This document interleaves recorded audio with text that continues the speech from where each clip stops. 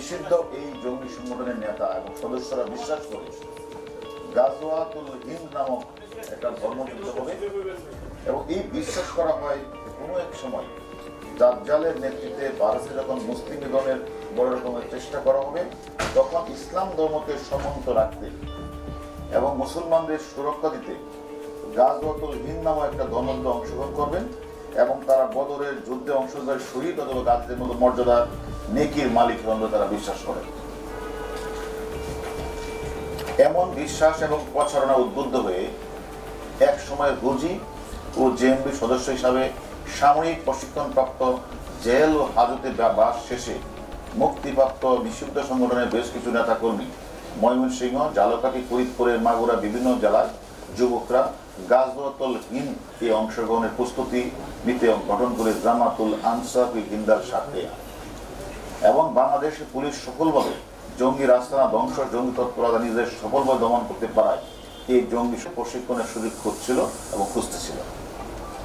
আমরা এই ধারাবাহিকতায় পার্বত্য বান্দরবন, খাগড়াছড়ি বসবাসকারী যে বন সম্প্রদায়ের ক্ষতি পড়ে বিভ্রান্ত সন্ত্রাসী দ্বারা গঠিত কুকিচিনদের সাথে সহযোগিতা হয় জামাতুল আনসার হিন্দের সাথে। এরা প্রচুর অর্থের বিনিময়ে কুকিচিনের এই সন্ত্রাসীরা হিন্দাল সাথীদের সদস্যকে কিভাবে বৈরী পরিবেশে সার্ভাইভাল করতে হয়, আনআর্মড কমব্যাট, এসএল রাইফেল পরিচালনা, এক্সপ্লোসিভ ডিভাইস তৈরির ব্যবহার, সিওবিতে অংশগ্রহণ ইত্যাদি বিষয়ে তারা প্রশিক্ষণ দেয় টাকার বিনিময়ে। মূলক কাজে জড়িয়ে পড়া, দেশকে অস্থিতিশীল করে জঙ্গির খেলাফত স্টেট প্রতিষ্ঠা, পার্শ্ববর্তী দেশগুলোকে নিষিদ্ধ সংগঠনের সাথে যোগাযোগ বজায় রাখা এবং নিজ দেশ এবং পার্শ্ববর্তী দেশের বিরুদ্ধে ধর্মযুদ্ধে জড়িয়ে শহীদ বা গাজী হওয়ার নেকি অর্জন করে রসদ সামগ্রী কর্মী সংগ্রহ তৎপর ছিল গ্রেপ্তারকৃতরা এবং তাদেরকে আমরা 4 দিনের পুলিশ রিমান্ডে এনে আরো জিজ্ঞাসাবাদ আমরা করব। তা আসলে যে মার্শাল আর্ট ব্ল্যাক বেল্ট প্রাপ্ত এই যে আমরা যে 3 জনকে ধরলাম এর মধ্যে একজন হলেন আমির হোসেন। সে হলো ব্ল্যাক বেল্ট প্রাপ্ত আমির হোসেন রানা শেখ 2002 সালে হুজি নেতা এবং ফাঁসির দণ্ডাদেশ প্রাপ্ত মাওলানা আব্দুর রফিক কাছে প্রশিক্ষণের জন্য ময়মনসিংহে যায়। ময়মনসিংহের ভালুকায় অবস্থিত মাদ্রাসা পড়াশোনার পাশাপাশি হুজি সদস্য সামরিক এবং আনআর্মড কমব্যাটে প্রশিক্ষণ দেয়। 2003 সালে বাবা মামা ভগ্নি উৎসব মোট 11 জন হুজি সদস্য নেতা আব্দুর রফিকের সাথে বৈঠকের সময় ফরিদপুরের বোয়ালমারীতে পুলিশের কাছে ধরা পড়ে।